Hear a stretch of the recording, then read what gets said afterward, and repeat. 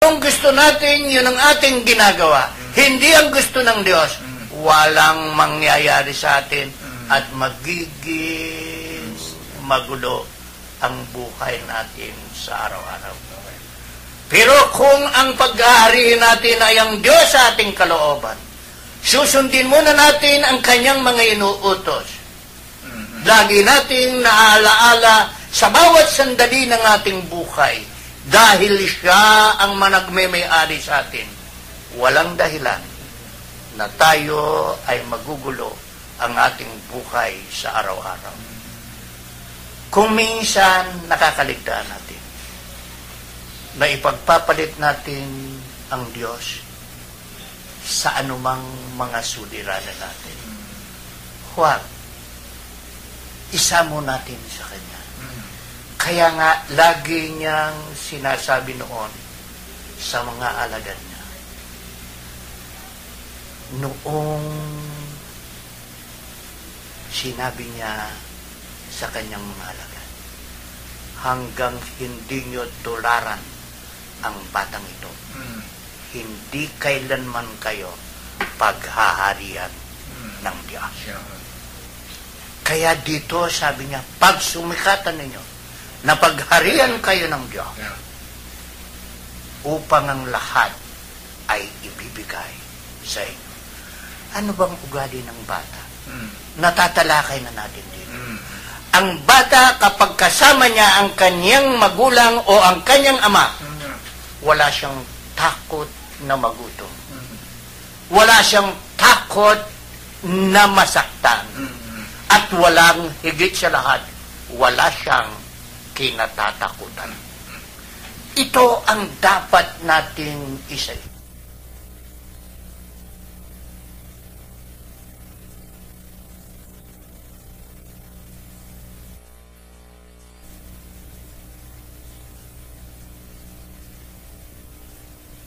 Pababayaan ng kanyang ama na kasama-sama niya sa araw-araw.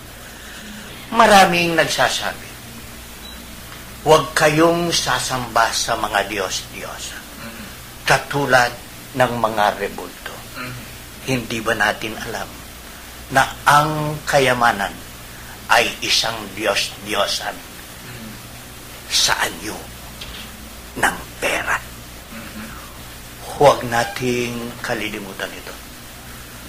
Naguutos tayo na huwag sasamba sa mga rebulto. Pero kung minsan ang nagiging dahilan ng pag-insulto natin sa ating kapwa upang ikaw ay magkaroon, magtaglay at makuha ang kanilang kayamanan. Yun, napakaliwanag po mga giliw namin tagapakinig tungkol dito sa Diyos o kayamanan. Totoo naman yung sabi ninyo. Ang ibon palipad-lipad yan. Naghahanap talaga. Ay hindi naman darating ang biyaya sa atin kung tayo talaga lang nakamukmok. Totoo yan.